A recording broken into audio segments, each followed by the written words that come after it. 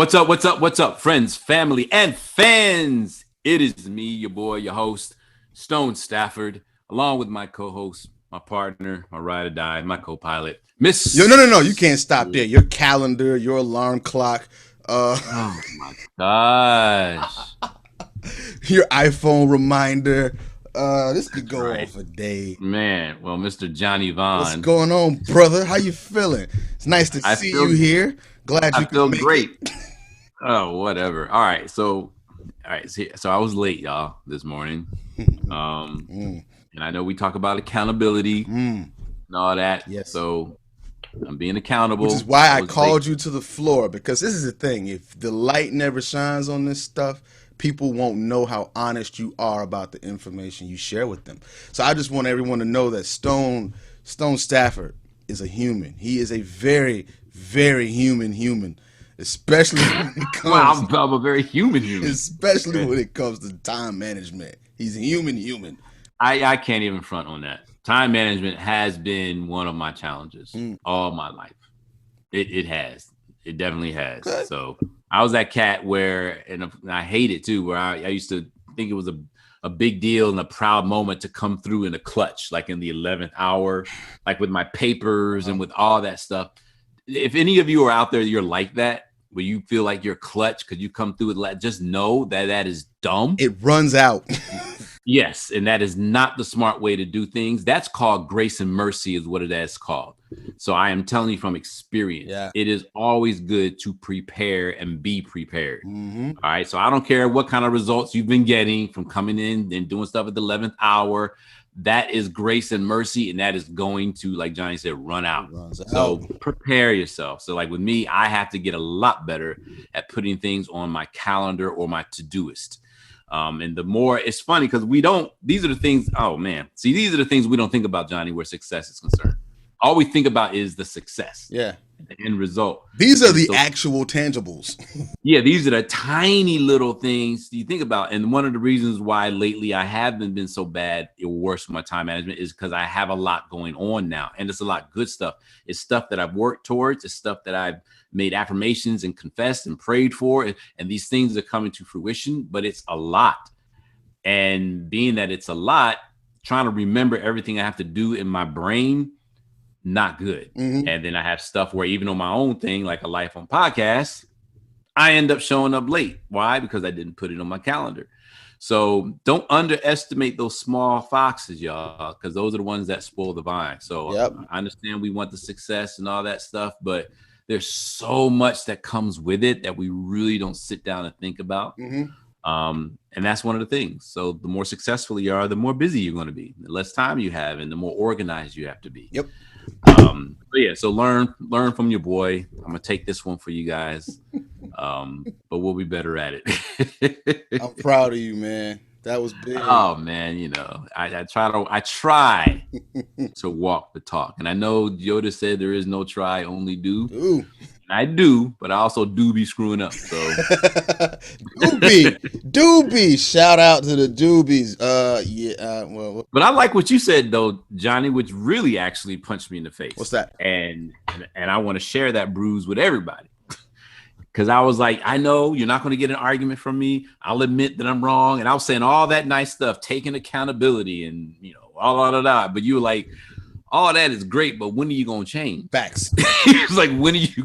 Yeah. I mean, dude, that hit home. So like, that's true. That is true. Like there's one step is people being accountable. Uh huh. And so we make a big deal about that because it's important. Hmm. But once you get to that point where you have no problem being accountable, if there's no change behind it, that accountability means nothing. Yeah. It's just like that empty apology that we've all received All right, or yeah, even yeah, given. yeah. I'm so sorry. Great. Why Yep. is this the fifth time you've done it, and why are you apologizing for the same thing? So yeah, Yeah, and that's there are fine. personalities out there that don't have a problem apologizing. But you're right, it's empty. Yeah. So that's my whipping boy moment I'm of the proud of day, you. you I'm proud guys. of you. I'm proud of You you. guys can feel free to send me encouraging remarks and hugs. No, don't do that. Don't feed his ego after this. Let him wallow in this for a little bit. Not ego, it's teamwork. No, It's all it you is. need to feel It's bad. teamwork. You need to feel bad for a minute. Let him do it. All right, man. All right. So today, what we're going to talk about is it possible to be fair in the entertainment industry? Is that possible? And then right off the bat, I know you guys are going to say, yeah, it is.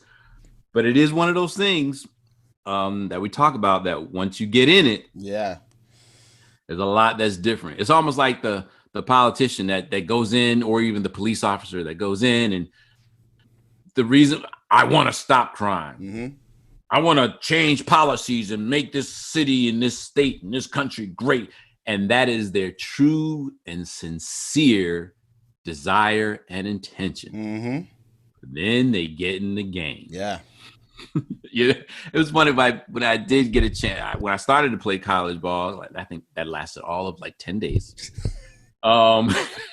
Was it because you were perpetually late to practice, or what happened? No, whatever. It was good reason though. I mean, there was some singing opportunities going on. Plus, like I said, when I got hit by my first college player, I really just thought about life. Oh yeah.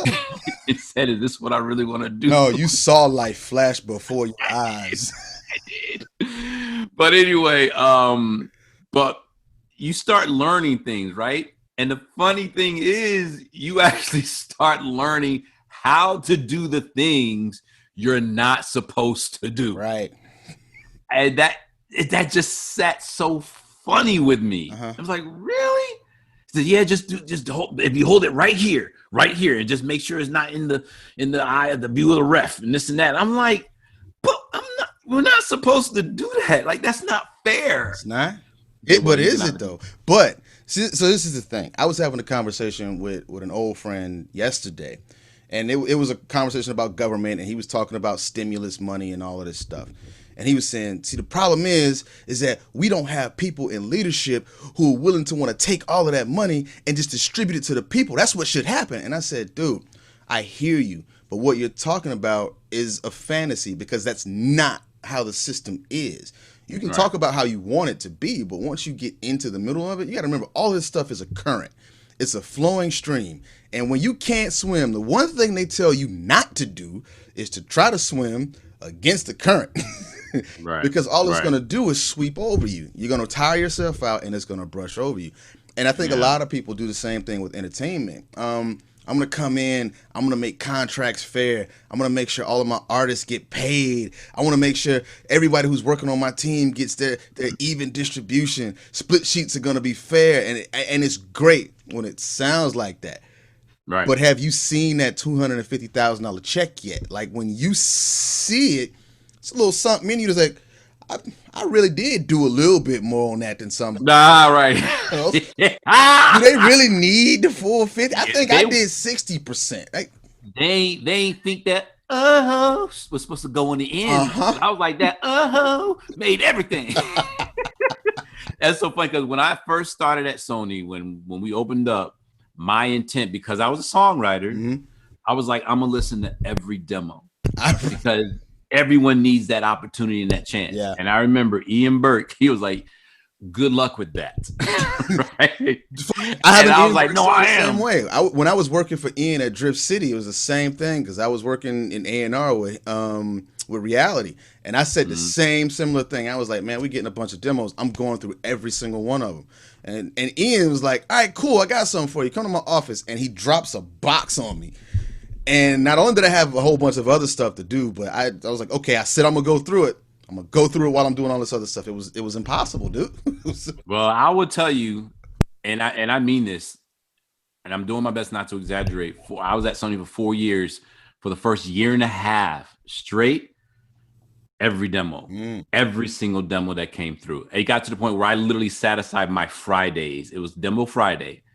That's all I did from when I walked in. Yes, all I did when I walked in. I just listened to demos. That's all I did all day. If there was an important email or something that came through, whatever, I would address it. Yeah. That's all I did. And I kept up with it. Wait. Hold on.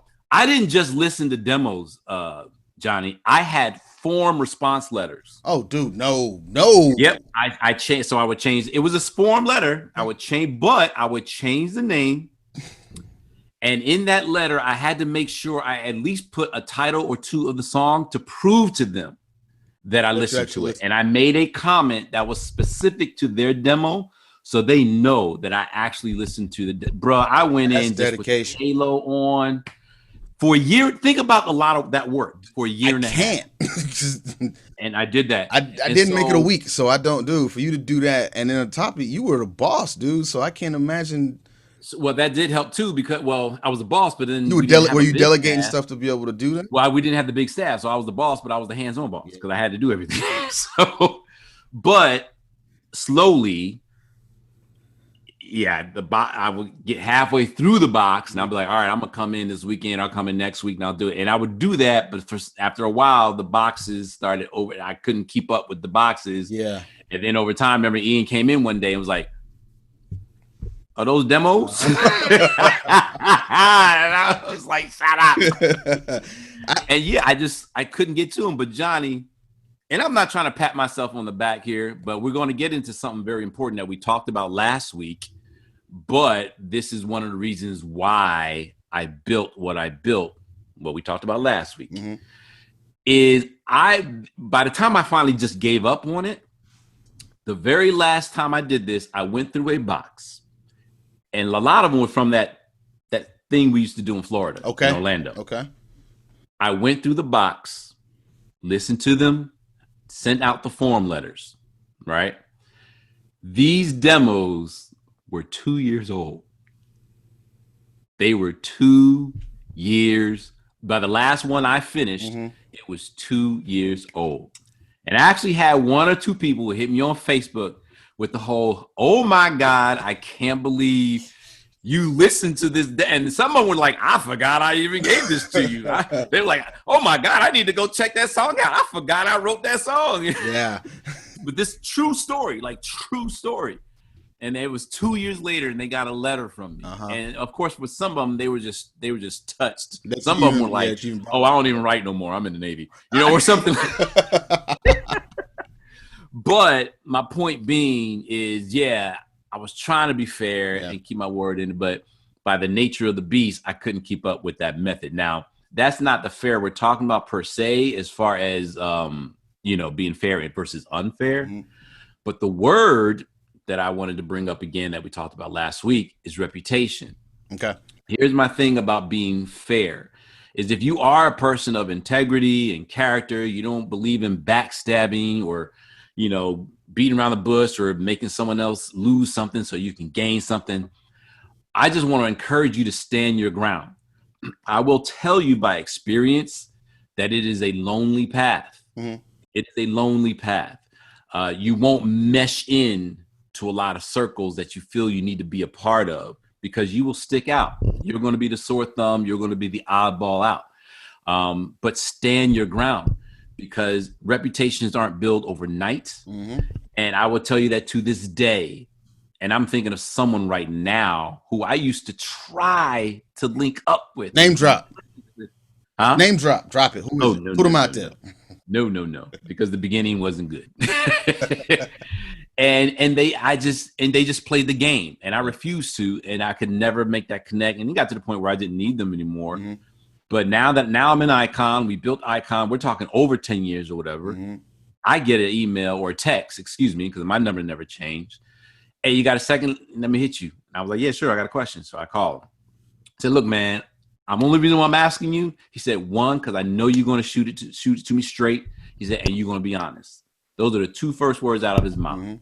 And then he told me what it was. It was about publishing. And I answered it. And then at the end, he was like, see, he said, that's why I called you. He said, that's why I called you. And then we're done. My point being is your reputation will, good or bad, will follow you and even go before you for the rest of your career and the rest of your life. So you might not get the rewards in the beginning, but give that time. After a while, people get tired of getting screwed over. Yeah. Sometimes people got tired of screwing people over. I haven't seen that, but I've seen it, and that's not like they woke up and say, "Hey, I'm tired of screwing people over." They just grew up and matured or whatever, and stopped doing things that way. Okay. But my point is, when they get to that point, it's almost like Ghost was like, "Well, who am I going to call?" And your name hopefully should rise to the top of that because you have been that one person that they've always seen move different. You didn't do it like everybody else, and you were trusted. You built that reputation. But again, that's good and bad. I'm gonna be 100% honest. I'm still hoping that that happens to me at some point, because, I mean, whether it was on the music industry side or the radio side, I've had numerous situations where, one in particular, a host that I used to work with, we did not get along at all once we started working together.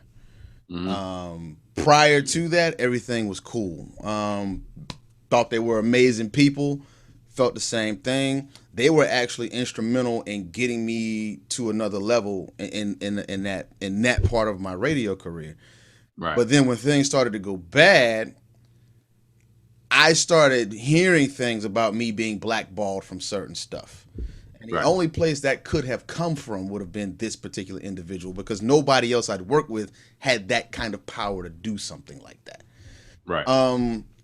Had I ever, now from my perspective, have I ever done anything wrong to that particular person? No. I dedicated the time we were together to making everything that person did great.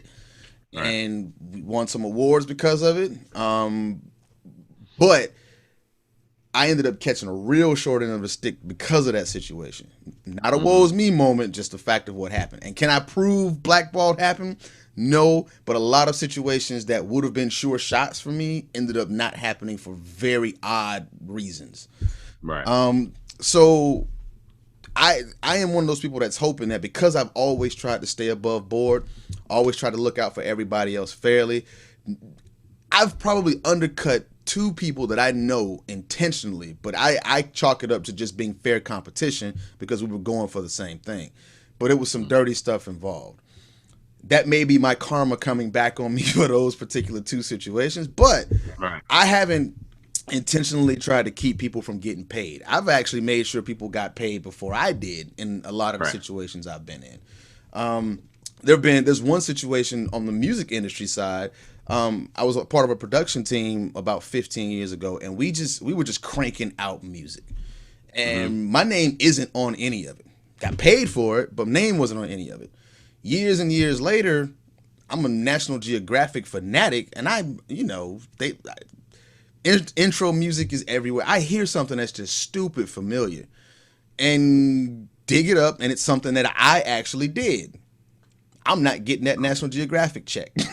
And me and the Right. relationship with that partner who was on that team isn't there anymore. So there's been a lot of stuff in my career, musically and radio side, that I would think, because I've done my best to be fair and balanced and look out for everybody else, that those fruits would come back.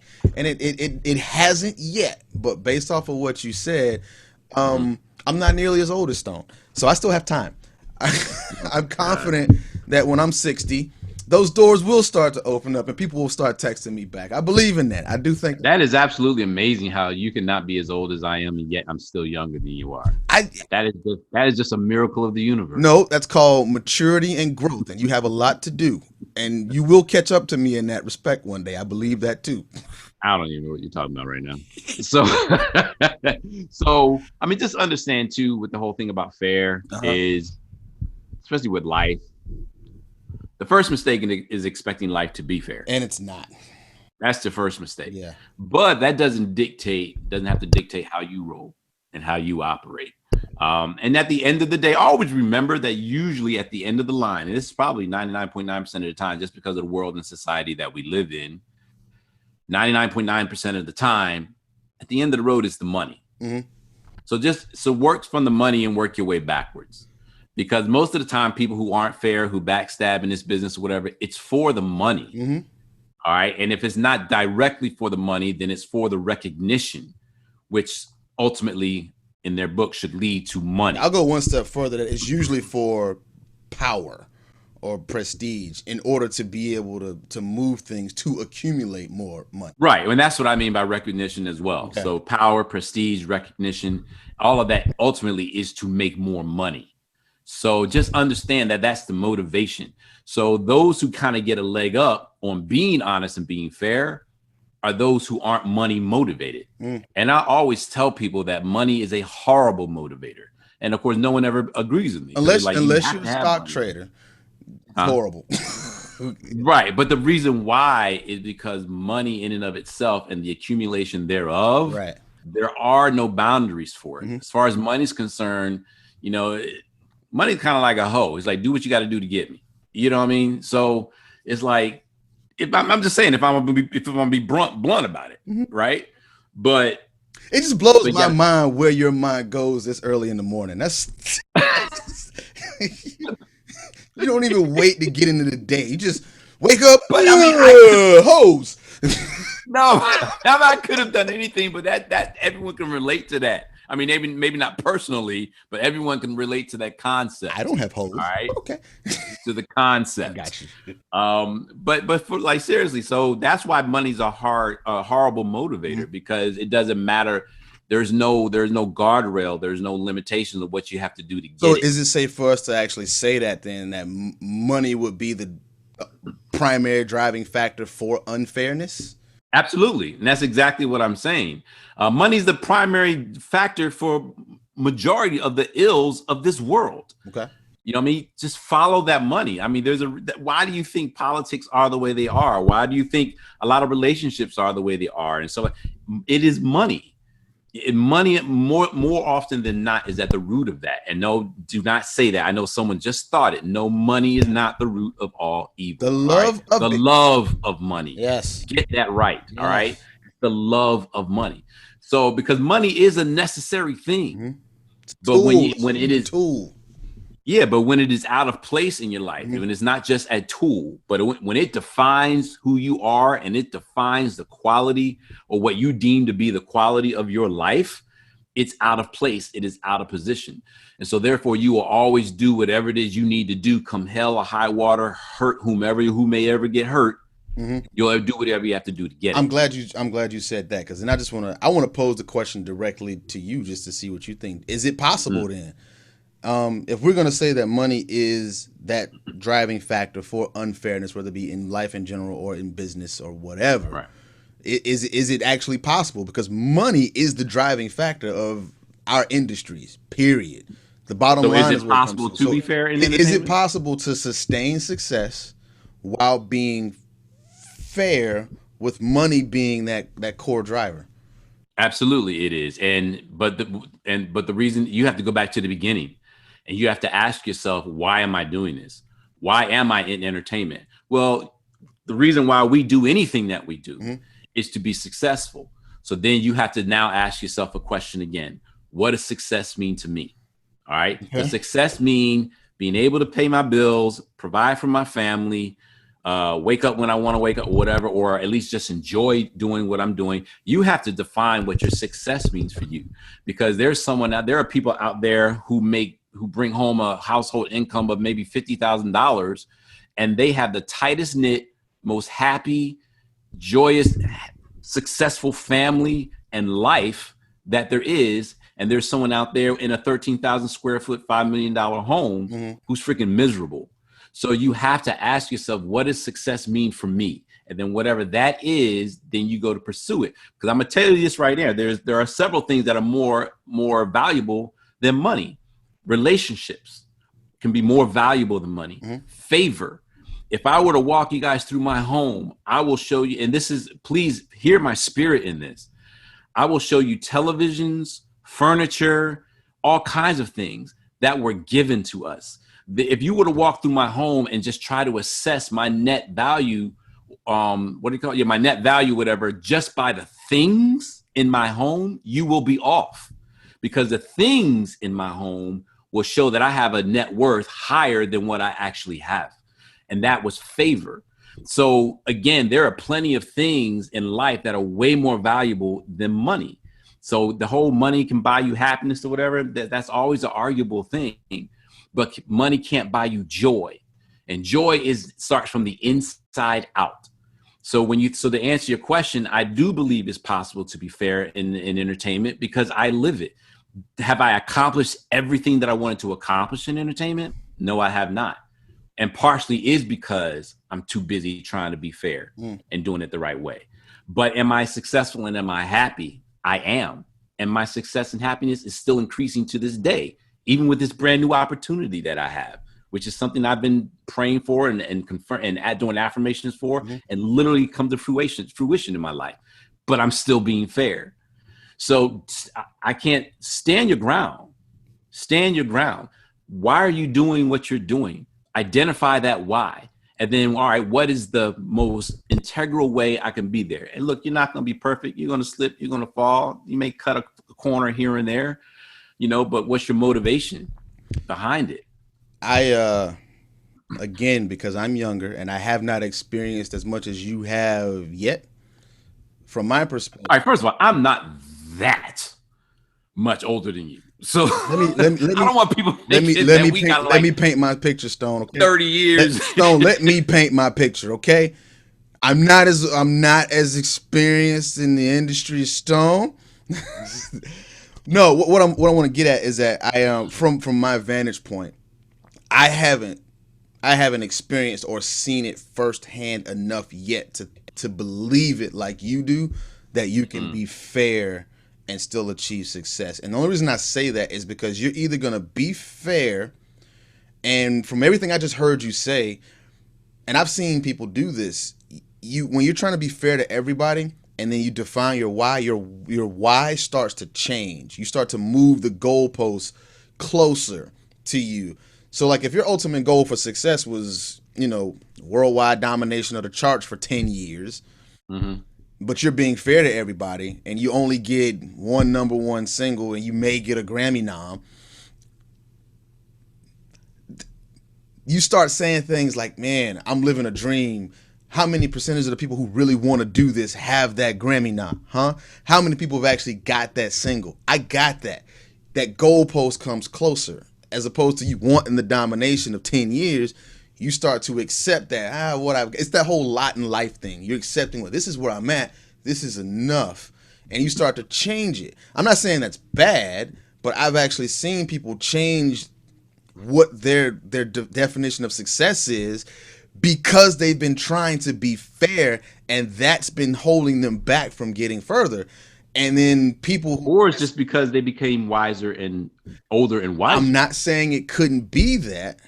I'm just saying from my vantage point, it could be a little bit of an immature vantage point because of the lack of 30 years experience that you have on me. I don't know. This guy. It's just that my dad told me a story about an uncle of mine who owned a lot of land and property in Florida.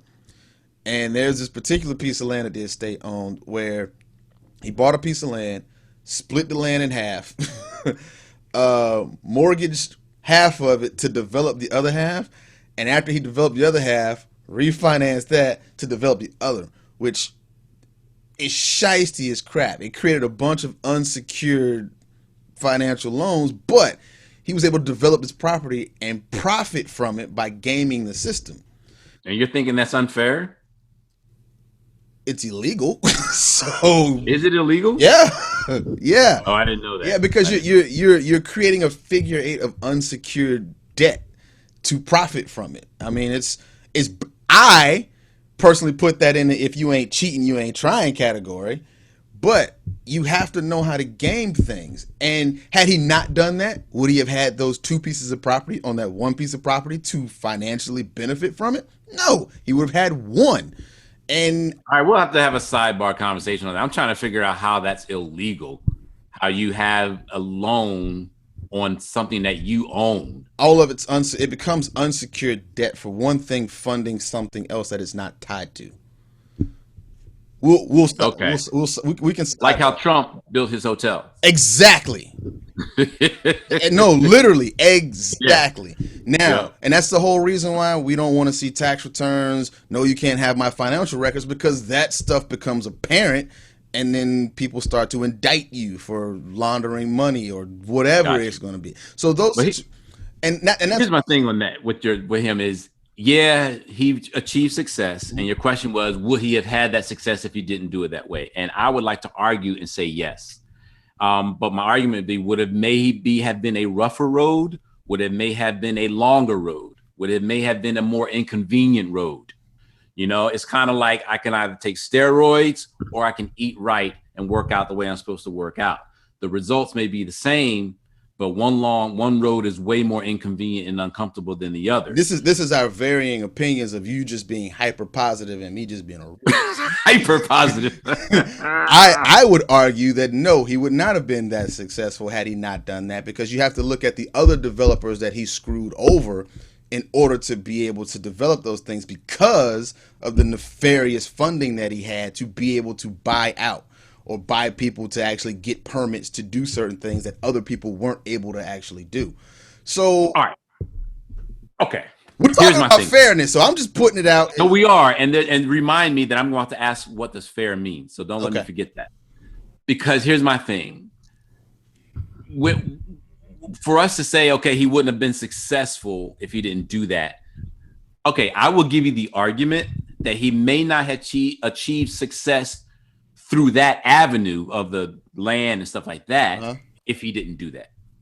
But that doesn't necessarily mean he wouldn't have been successful. Like success, just because we have a way that we want to achieve, don't forget, what's your end goal? Your end goal is your end goal. How do you get to your end goal?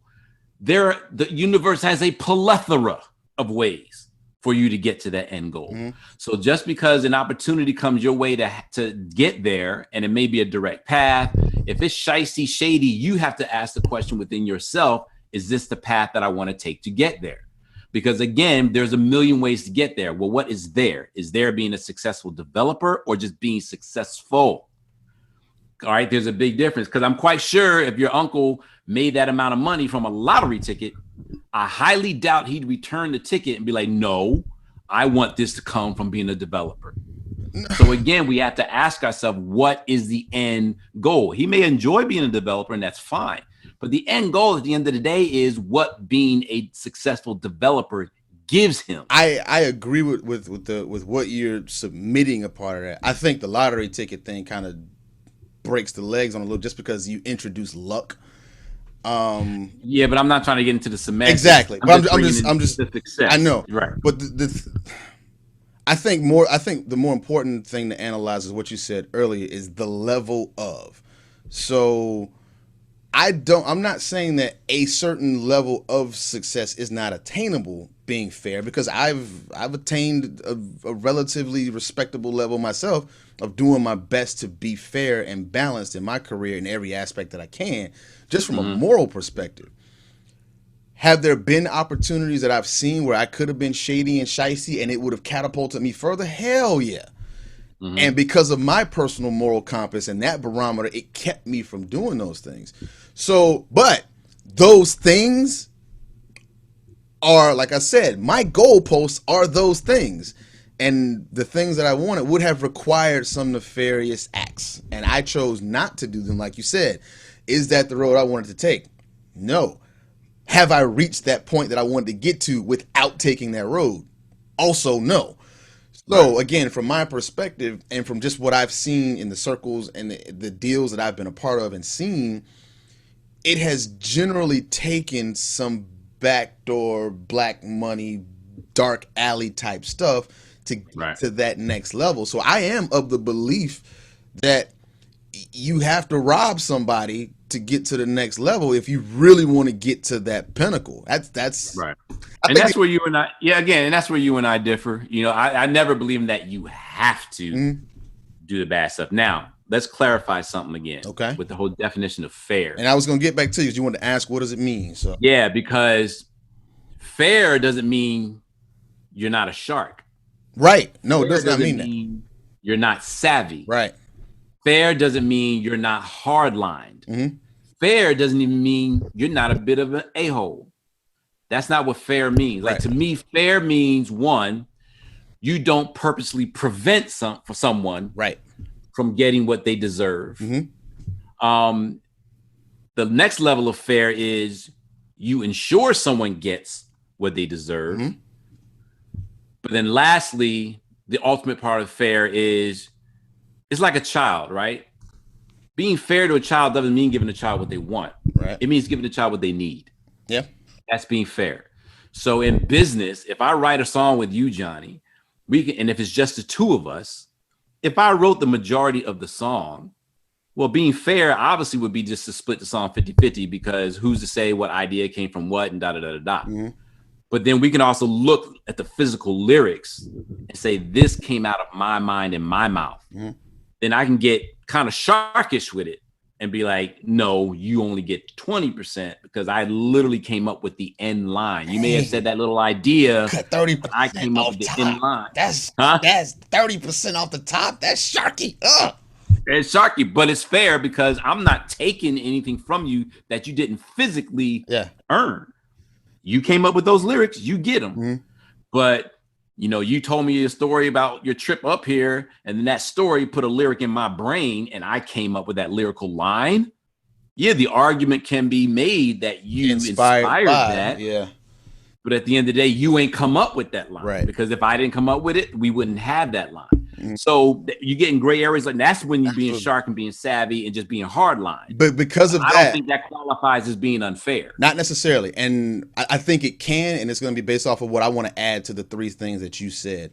I would submit also that being fair is not using your known knowledge or expertise or experience to intentionally manipulate a situation when you know someone else isn't as educated on it. Is ignorant, sure. Exactly. So sure, I think that's unfair as well. Yeah, so that's why that gray area that you were talking about, I think that arrives when that scenario happens, because it happens all the time.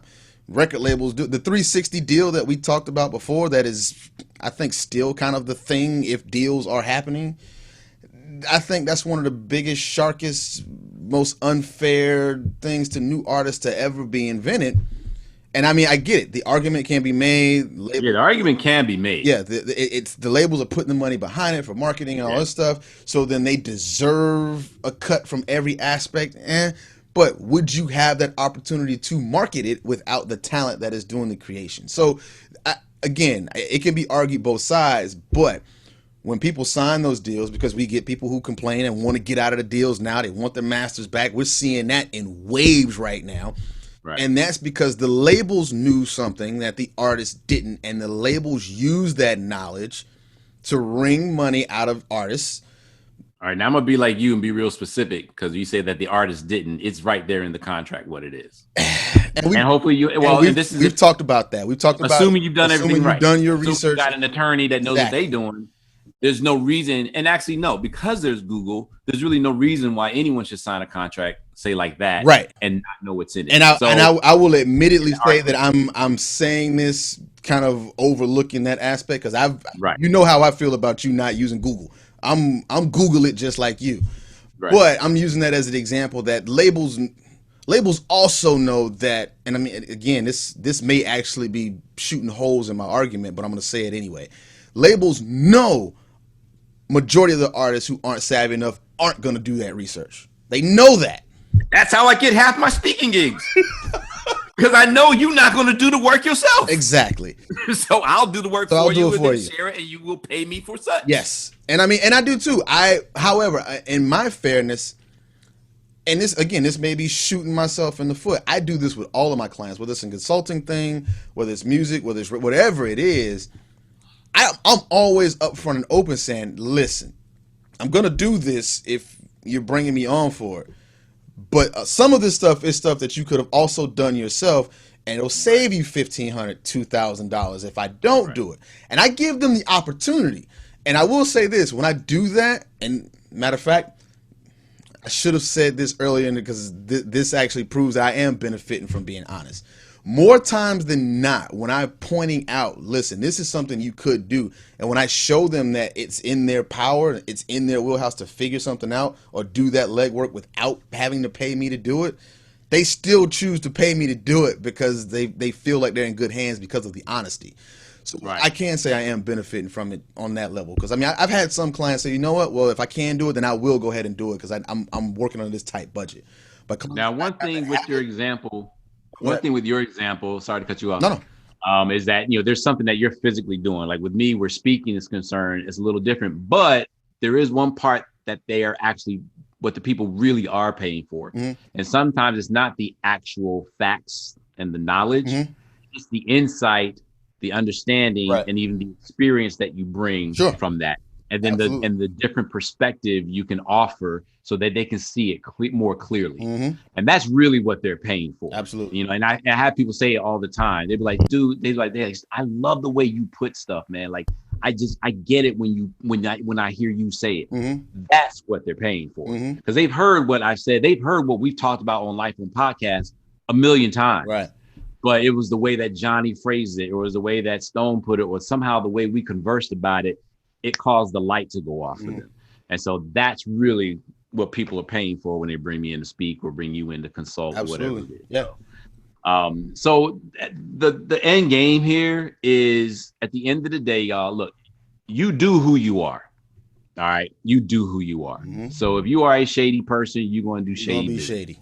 If you are a money hungry person where you're always just chasing the dollar, then you're going to do whatever it takes to get that. Right. So own up to who you are. I think there's a bigger life that can be lived, but you are who you are. Mm-hmm. But it is possible. Make no mistake about it. It's possible to be fair in entertainment and be successful. Is there a shorter way? Is there a quicker way? Are there shortcuts? Absolutely. You can always cut the corners and this and that, but you have to live with that. You have to live with those results. You have to live with that reputation. And don't forget what you did to get there, you have to continue to do to stay there. Mm-hmm. So if you want to cut corners and cheat people to get there, you're going to have to continue to do that to keep that and to keep growing. So it's kind of nice just to do it right in the first place. And that way you can go to sleep at night. You're not always looking over your shoulders. And think about it too. When you do wrong to someone else, tell me if you don't become more paranoid about if other people are doing wrong to you. I rarely run into people that do right by others and they walk around constantly concerned if other people are doing right by them. I mean, yeah, if you know the industry you're in, like entertainment, you know they're around you. Mm-hmm. So you're aware and you may be cautious, but you don't have that paranoia. When you're someone that's not fair, you have the paranoia that someone's always not being fair to you. Yeah.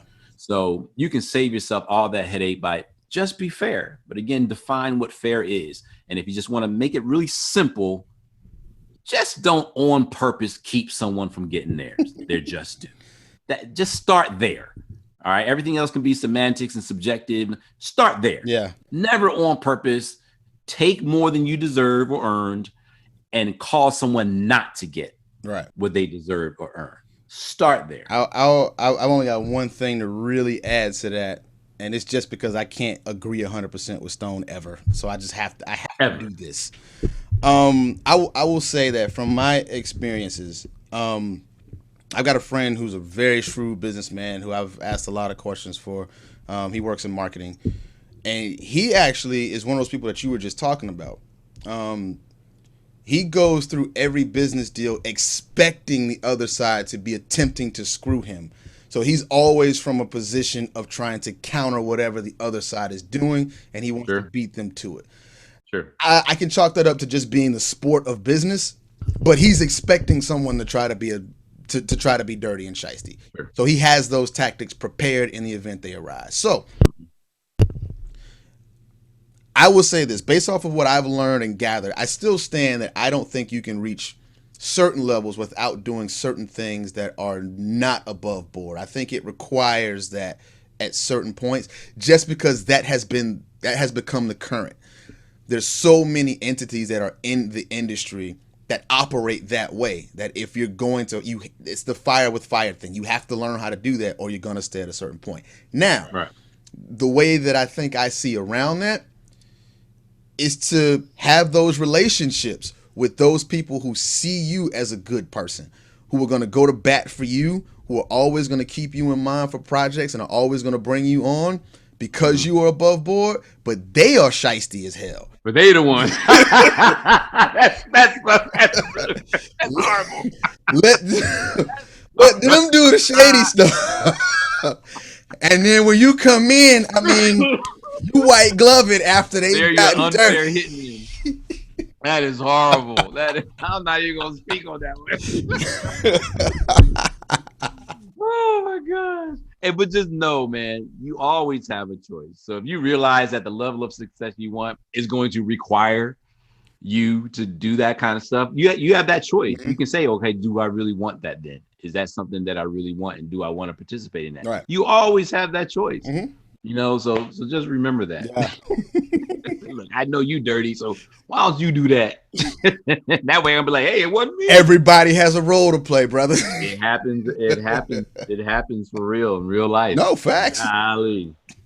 Hey man, so look, we hope you guys got something out of that. If you have a comment or a disagreement, as always, reach out to us.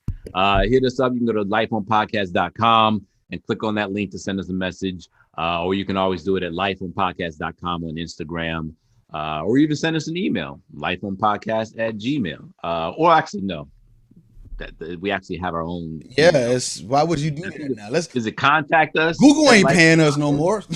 Yeah, I think it's contact us at or hit us or talk to us, something like that. But go to the website. It's on there. It's on there. Yeah, if you have any ideas, if you want to holler at me personally, you can always do that on Instagram, Stone007. It's the letter O 7. And if you really want to hear my unfiltered thoughts and stuff like that, you can go to Twitter, which is Stone0. You've actually been kind of tame lately. You've been asking more questions than you've been. Because I just don't understand a lot of what's going on. I get it. Anyway, how can they find you, Johnny? Just Johnny Vaughn, JUSTJONYVAN, everywhere. Hey man, hit that like, make a comment, and most of all, subscribe and share. Share it. Right? I'm talking to my mic. Like I'm literally looking at my mic and talking. I so figured you were reading notes or something. I didn't know. No, so rude. Okay, there you go. I'm talking to y'all right here. There it is. But hit that like, man. Hit that subscribe. We really appreciate you guys. The more listeners, more subscribers we do, the more we're able to do. So we love to build this content. And that is that. So we are out. Love y'all. Peace.